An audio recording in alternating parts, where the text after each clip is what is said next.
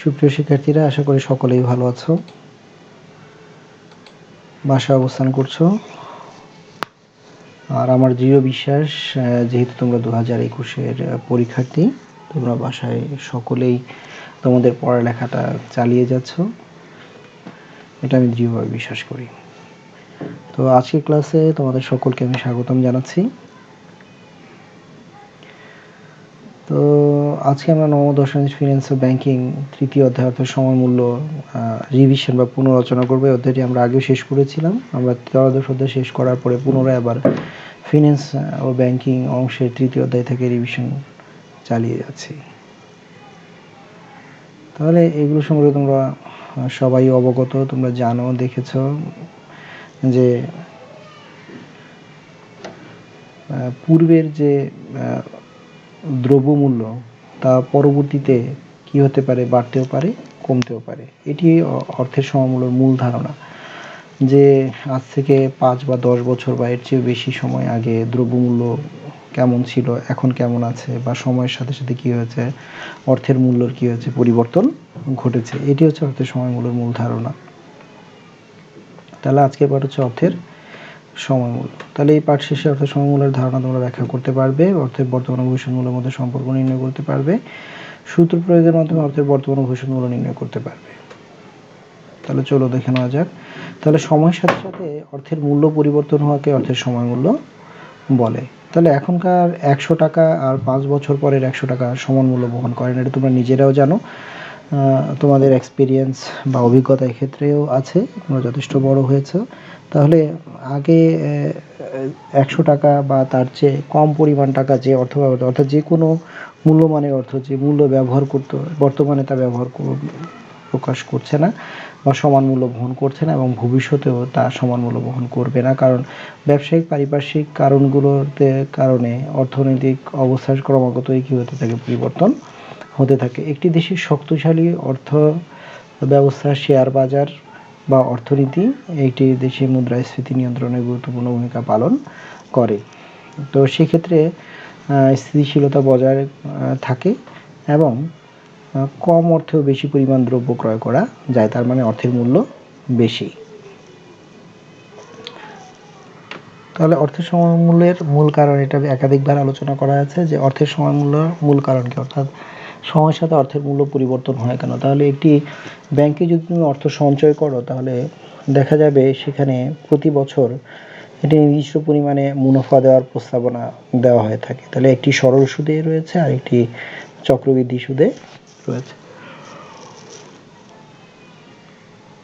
তাহলে এক্ষেত্রে দীর্ঘ সময় যখন অর্থ ব্যাংকে জমা রাখা হয় বা কোনো আর্থিক প্রতিষ্ঠানে জমা রাখা হয়, তাহলে সেই নির্দিষ্ট সময় পরে আসল অর্থাৎ জমাকৃত ব্যাংকের অর্থের সাথে আরও কিছু অতিরিক্ত অর্থ পাওয়া যায়, যেটাকে আমরা মুনাফা বলে থাকি। তাহলে এই যে নির্দিষ্ট সময় এবং নির্দিষ্ট সময় পর্যন্ত অর্থ রাখার ফলে কি হয়েছে, তার পরিবর্তন হয়েছে। অর্থাৎ দীর্ঘ সময় বা সময়ের পরিবর্তনের সাথে সাথে অর্থের মূল্যের যে পরিবর্তন, তাকে কি বলা হয়েছে, অর্থের সময়মূল্য বলা হয়েছে। এবং তার অন্যতম প্রধান কারণ হচ্ছে সুদের হার, অর্থাৎ সুদের হারের পরিবর্তনের কারণে কি হতে পারে, অর্থের মূল্যের পরিবর্তন হতে পারে। তাহলে এর মধ্যে একটি ত্রিমুখী সম্পর্ক রয়েছে, যে সময়, সুদের হার এবং অর্থের পরিমাণ। তাহলে তাদের মধ্যে পরস্পর কি রয়েছে, সম্পর্ক রয়েছে। তাহলে সময়ের সাথে সাথে সুদের হারের কারণে কি হয়ে থাকে, অর্থের মূল্য পরিবর্তন হয়ে থাকে। অর্থাৎ সময়ের সাথে সাথে সুদের হারের কারণে অর্থের মূল্য পরিবর্তন হয়ে থাকে। তাহলে অর্থের সময়মূল্যের মূল কারণ কি, সুদের হার, চক্রবৃদ্ধি সুদ কাকে বলে? তাহলে তোমরা জানো যে সুদ আসলের উপর যে সুদ প্রদান করা হয়, অর্থাৎ প্রথম বছরের জমাকৃত অর্থের উপর সুদ যোগ হয়ে যখন পরবর্তী দ্বিতীয় বছর আবার সেই সুদ এবং আসলের উপর সুদ প্রদান করা হয়, তাকে চক্রবৃদ্ধি সুদ বলে। অর্থাৎ সুদ এবং আসলের উপর যে সুদ প্রদান করা হয় তাকে চক্রবৃদ্ধি সুদ বলে।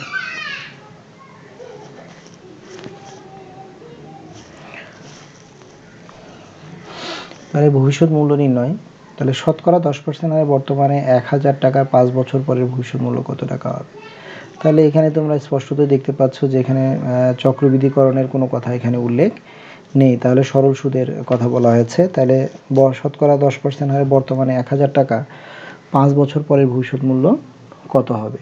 তাহলে এখানে আমাদেরকে এফবি বা ফিউচার ভ্যালু নির্ণয় করতে বলা হয়েছে। তাহলে তোমরা জানো যে সরল সুদের ক্ষেত্রে ভবিষ্যৎ মূল্য নির্ণয়ের সূত্র হচ্ছে FB equal PB into one plus I to the power N, অর্থাৎ FB equal PB into one plus I to the power N. তাহলে এই ক্ষেত্রে যদি আমরা সূত্রটি প্রয়োগ করি তাহলে এখানে পিবি বা বর্তমান মূল্য হচ্ছে 1000 টাকা, তাহলে one plus I to the power N, তাহলে আই হচ্ছে ইন্টারেস্টের 10%, সেটাকে যদি আমরা 100 দিয়ে ভাগ করি তাহলে দাঁড়াবে 0.10 এবং তার পাওয়ার হবে 5। তাহলে এটি দাঁড়ালো যে যদি আমরা 1.10কে পাওয়ার করি 5 দিয়ে তাহলে তা দাঁড়াবে 1.6105, অর্থাৎ 1000কে যদি আমরা 1.6105 দিয়ে গুণ করি তাহলে দাঁড়াবে 1610.51 টাকা। অর্থাৎ যদি 1000 টাকা বর্তমানে 10% হার সুদে জমা রাখা হয় তাহলে ভবিষ্যতে অর্থাৎ 5 বছর পর তার মোট পরিমাণ দাঁড়াবে 1610.51 টাকা। কত পার্সেন্ট সুদে? 10% সুদে এবং সরল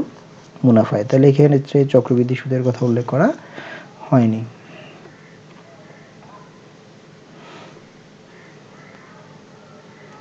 এরপরে বলা হয়েছে যে চক্রবৃদ্ধিকরণের মাধ্যমে ভবিষ্যৎ মূল্য নির্ণয়।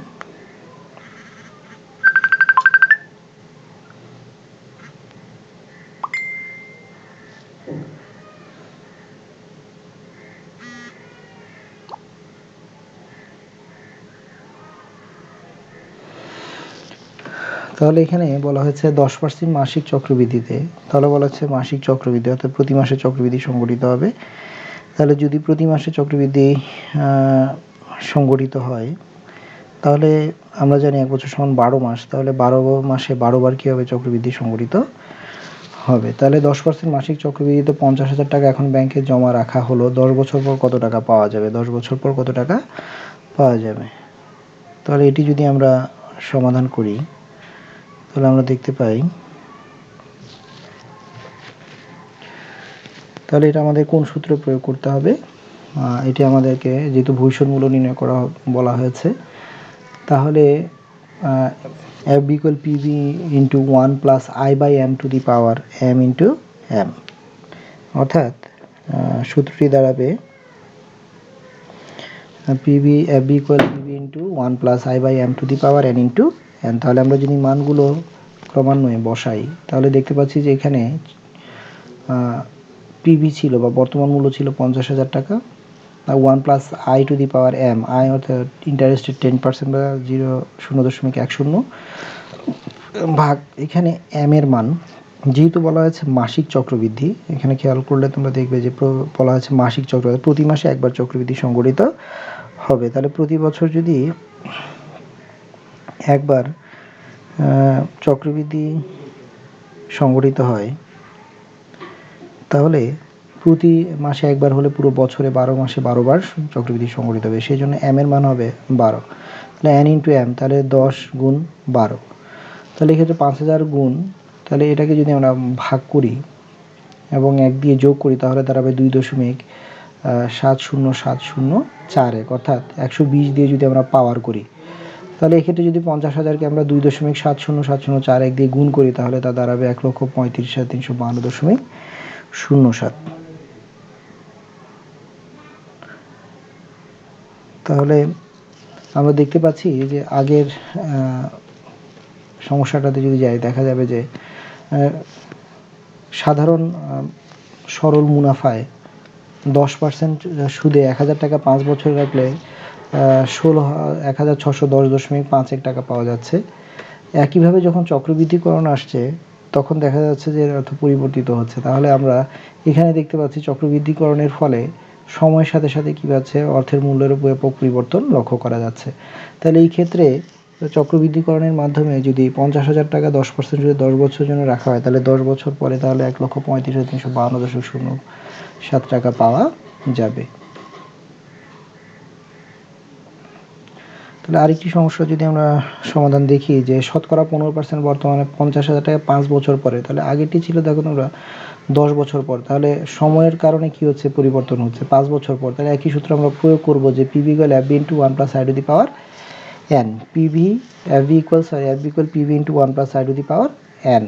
তাহলে শতকরা 15% হারে বর্তমানে 5,000 টাকা 5 বছরের মূল্য, তাহলে এই ক্ষেত্রে চক্রবৃদ্ধি নামে সরল মূল মুনাফা হবে, কারণ এখানে চক্রবৃদ্ধিকরণের কোনো কথা উল্লেখ করা হয়নি। তাহলে এখানে আমাদের FB দাঁড়াচ্ছে অর্থাৎ বা ফিউচার ভ্যালু, যদি আমরা 5,000 টাকা 5 বছরের জন্য 15% সুদে জমা রাখি তাহলে তা দাঁড়াবে 10,056.8 টাকা, 10,056.8 টাকা। অর্থাৎ কেউ যদি 5,000 টাকা ব্যাংকে 5 বছরের জন্য জমা রাখে 15% সুদে, তাহলে 10,056.8 টাকা সে ফেরত পাবে।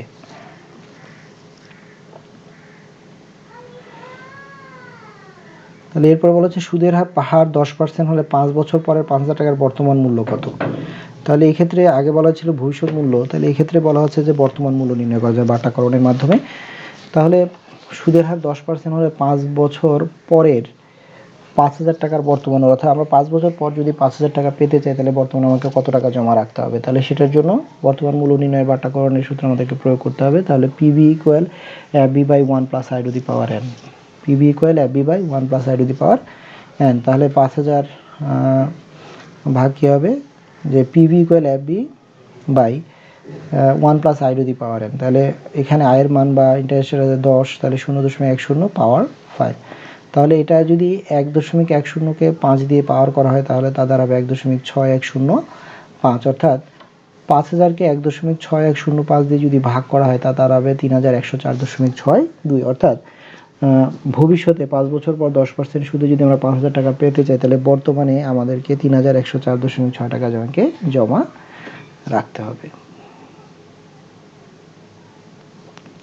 তাহলে চক্রবৃদ্ধিকরণের মাধ্যমে বর্তমান মূল্য নির্ণয়। তাহলে এখানে দেখো তোমরা যে মাসিক চক্রবৃদ্ধি 5 বছর পর 50,000 টাকা পাওয়ার আশায় বর্তমানে কিছু টাকা ব্যাংকে রাখা হলো, বর্তমানে কত টাকা ব্যাংকে রাখতে হবে। তাহলে আমরা জানি PV = FB/1 + I two the power m/n * m। তাহলে এই সূত্র প্রয়োগের মাধ্যমে আমরা মাসিক চক্রবৃদ্ধিতে 5 বছর পর 50,000 টাকা পাওয়া আশায় বর্তমানে আমাদেরকে কত টাকা জমা রাখতে হবে তা নির্ণয় করতে পারবো। তাহলে এই ক্ষেত্রে PV =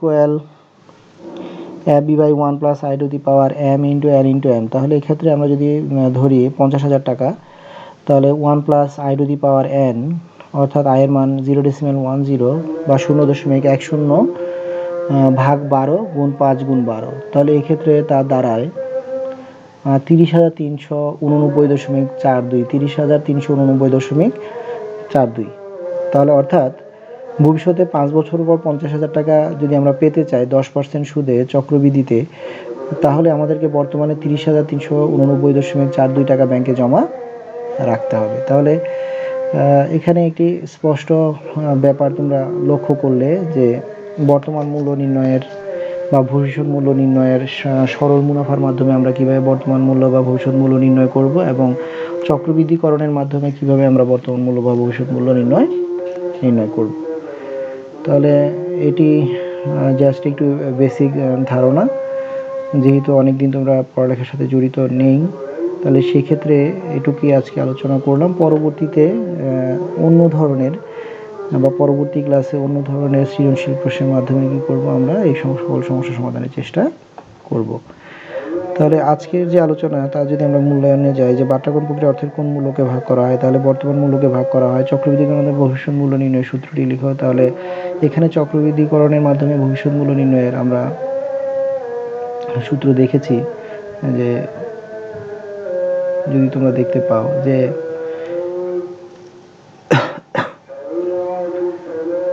অর্থাৎ চক্রবৃদ্ধিকরণের মাধ্যমে যদি আমরা ভবিষ্যৎ মূল্য নির্ণয়ের ক্ষেত্রে যাই তাহলে কি হবে, আমাদের PV = FB/1 + I two the power n/n * m। তাহলে এই সূত্রের মাধ্যমে আমরা কি করতে পারবো, চক্রবৃদ্ধিকরণের মাধ্যমে ভবিষ্যৎ মূল্য নির্ণয় করতে পারবো। তোমাদের কোনো বাড়ি কাজ থাকবে না, যদিও এখানে বাড়ি কাজ দেওয়া হয়েছে, বাড়ি কাজ করার কোনো প্রয়োজন নেই। তাহলে সকলকে ধন্যবাদ আর ক্লাসে অংশগ্রহণের জন্য। সকলেই যে প্রশ্নগুলো অনুশীলন করানো হয়েছে তা তোমরা বাসায় পুনরায় অনুশীলন করবে এবং পরবর্তী ক্লাসে নতুন কোনো সৃজনশীল প্রশ্ন নিয়ে তোমাদের সামনে হাজির হব। তবে তোমরা ভালো থাকবে, সুস্থ থাকবে এবং পড়ালেখা চালিয়ে যাবে।